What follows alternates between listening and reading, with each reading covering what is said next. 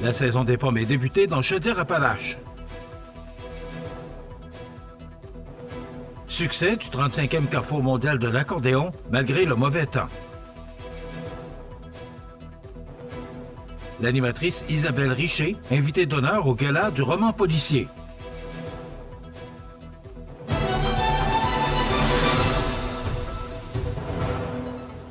Mardi 3 septembre 2024. Bonjour mesdames et messieurs, bienvenue à cette nouvelle saison 2024-2025 et à votre bulletin d'information sur le réseau de télévision CMA TV.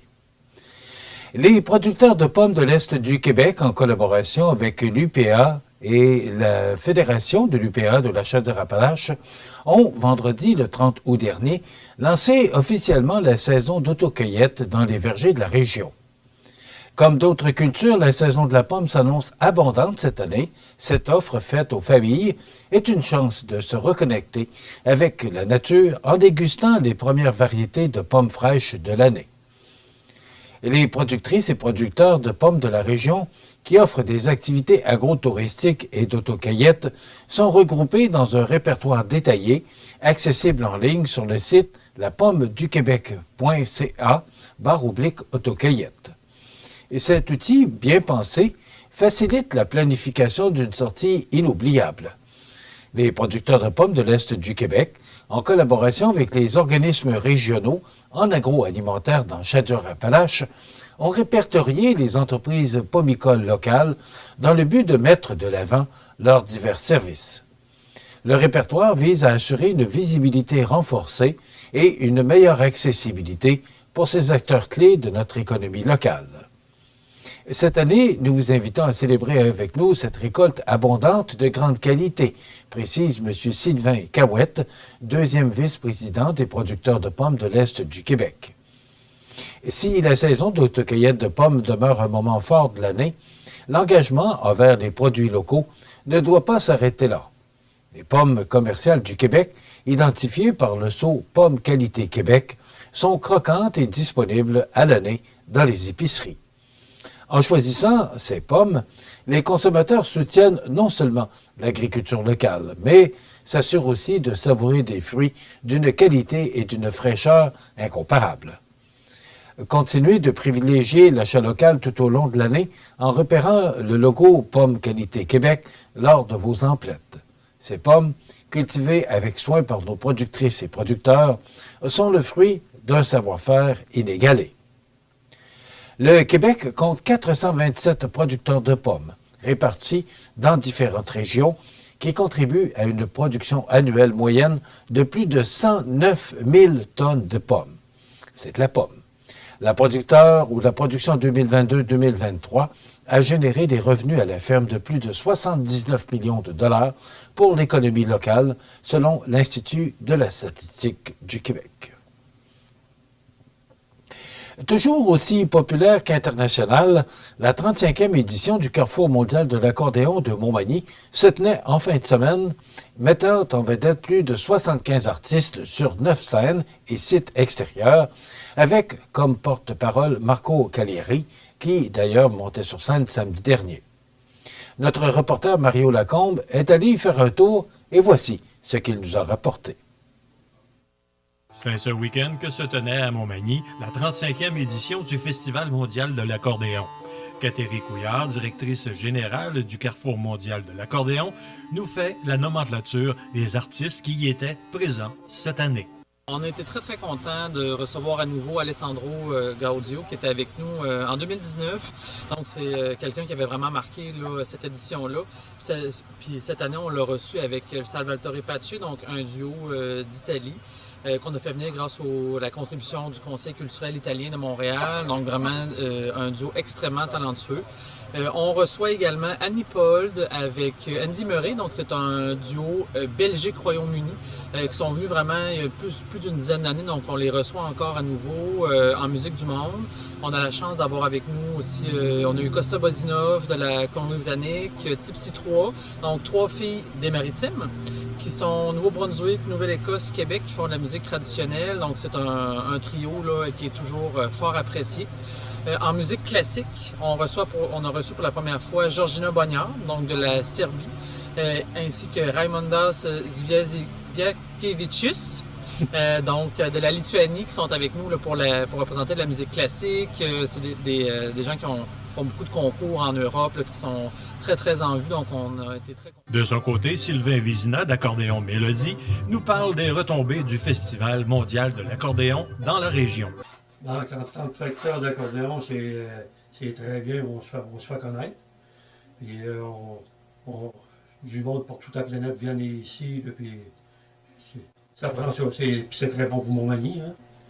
En terminant, Catherine Couillard nous fait part de ses souhaits pour l'édition 2025 du Festival mondial de l'accordéon. Pour 2025, ce qu'on aimerait faire, malgré les aléas de la température, on aimerait de plus en plus offrir des spectacles extérieurs, surtout en soirée. Bon, ça apporte une dynamique différente, une dynamique de festival pour un public aussi renouvelé, quelque chose qui brasse un peu plus. Donc, c'est vers là qu'on s'en va là, pour les prochaines années. Mario Lacombe au Festival mondial de l'accordéon de Montmagny pour CEMA TV. L'animatrice Isabelle Richer, invitée d'honneur au gala du roman policier. On vous donne plus de détails après la pause. La clinique d'optométrie Skyvision à Montmagny vous offre un examen de la vue accessible rapidement le jour, le soir et même le samedi. Grand choix de monture pour tous les goûts, les styles et le budget. C'est une équipe jeune, dynamique avec un service incomparable. 61C boulevard Taché-Ouest ou skyvisionoptométrie.com.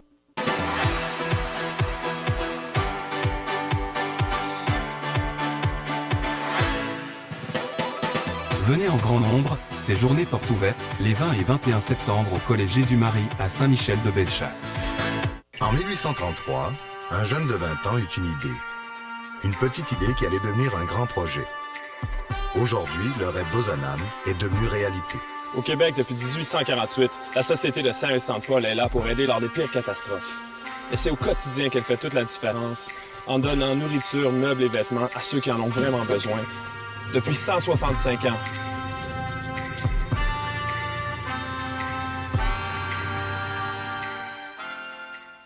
Vous regardez CEMA TV, le réseau de l'information sur la Côte-du-Sud. Dans le cadre de son 22e gala, la Société du roman policier de Saint-Pacôme recevra la populaire journaliste judiciaire à Radio-Canada, Mme Isabelle Richer, à titre d'invitée d'honneur lors de sa soirée de gala qui se tiendra le samedi 5 octobre prochain. Mme Richer est réputée de par son émission quotidienne sur les affaires criminelles qu'elle anime sur les ondes de RDI. Mme Richer a publié, en 2022, aux éditions La Presse, un livre intitulé « Ce que je n'ai jamais raconté, 25 ans au Palais de justice ». Connue également pour sa passion des romans policiers, elle a fréquemment été invitée à en faire des chroniques à Radio-Canada. Le coût du souper est fixé à 75 $ par personne et se déroulera au chalet du club de golf à Saint-Pacôme. À cette occasion, le nom du gagnant ou de la gagnante du 22e prix Saint-Pacôme sera dévoilé lors de cette soirée.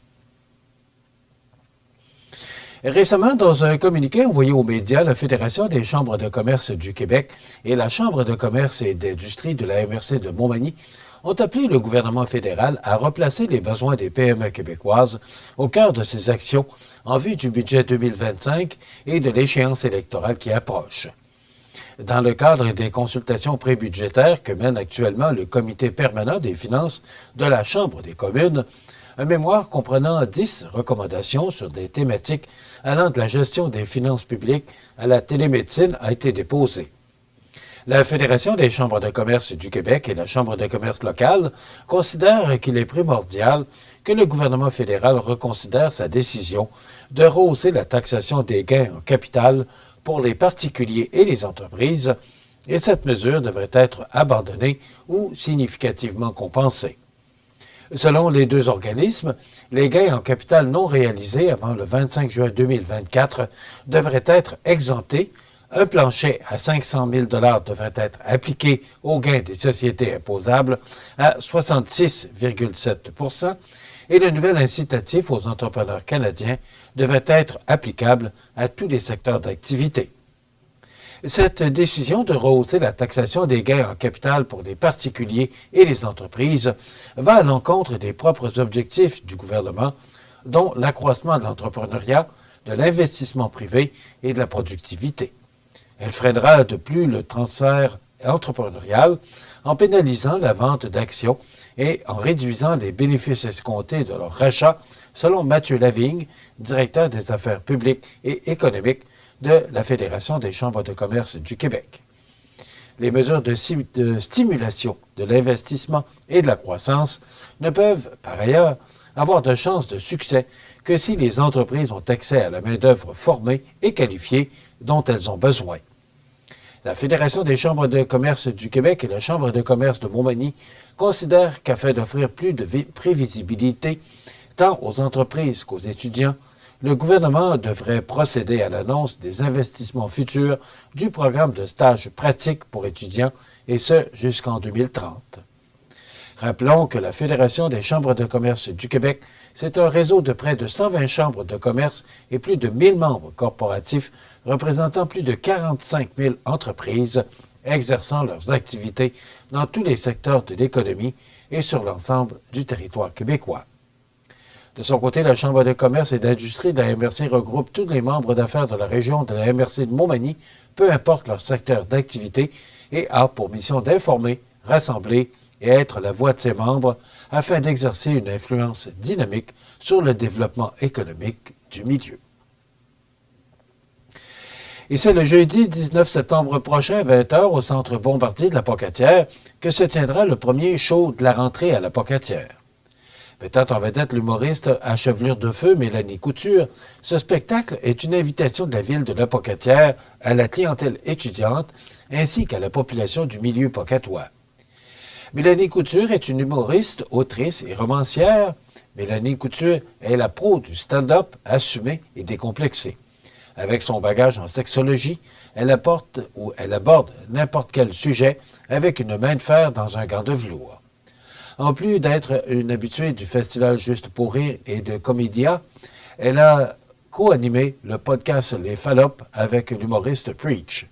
Rappelons que la ville de la Pocatière est fière d'offrir ce spectacle tout à fait gratuitement, afin, d'une part, souhaiter la bienvenue aux étudiants qui ont choisi la Pocatière pour poursuivre leurs études postsecondaires et également pour développer une complicité avec la population pocatoise. Vous avez des projets de construction ou de rénovation? Pensez Groupe Corriveau, entrepreneur électricien et plomberie. Un appel, 4 services, 88 248 8992, Groupe Corriveau à Montmagny ou groupecorriveau.com. La solution pour du travail bien fait. Les sports, présentés par Groupe Corriveau, entrepreneur électricien et plomberie. Un appel, 4 services, Groupe Corriveau à Montmagny, 88 248 8992, votre solution. Au sport, c'est l'excitation qui monte à son plus haut alors que la nouvelle session d'automne débutera sous peu au Club Mani Gym de Montmagny après 9 semaines de camp largement appréciées par les parents. La saison estivale tirant à sa fin, le conseil d'administration voit la prochaine saison comme des plus enrichissantes. Les jeunes de Montmagny, des environs, ont pu reprendre le chemin de leur club de gymnastique à la fin du mois d'août où des programmes sur mesure les attendaient tant pour s'initier à la gymnastique que pour se dépasser en compétition ou encore pour s'amuser avec le parcours. Plusieurs programmes sont dispensés au Club Mani Gym, dont un programme récréatif pour les petits explorateurs et les athlètes en herbe qui s'adresse particulièrement aux enfants qui veulent découvrir la gymnastique dans une ambiance ludique et conviviale. À travers des exercices variés, les jeunes peuvent développer leur motricité, renforcer leur confiance en eux et surtout s'amuser.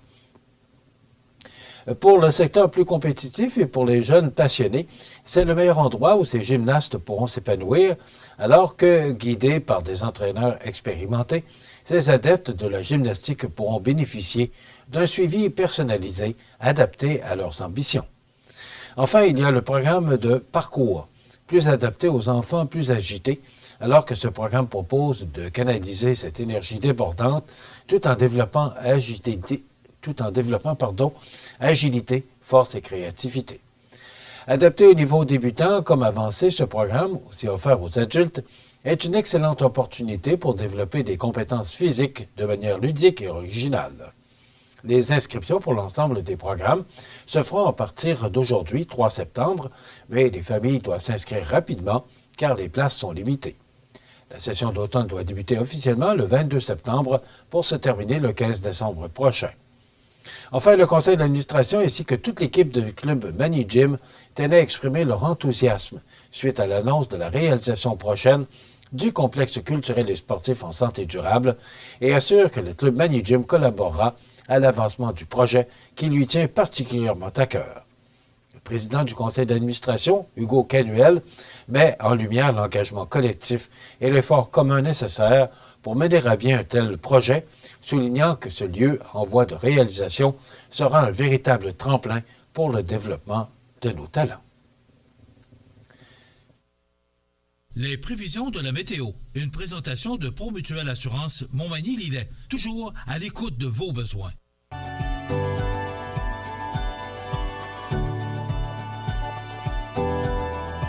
Promutuelle Assurance, votre assureur local. 88 248 7940. La la la la la la la.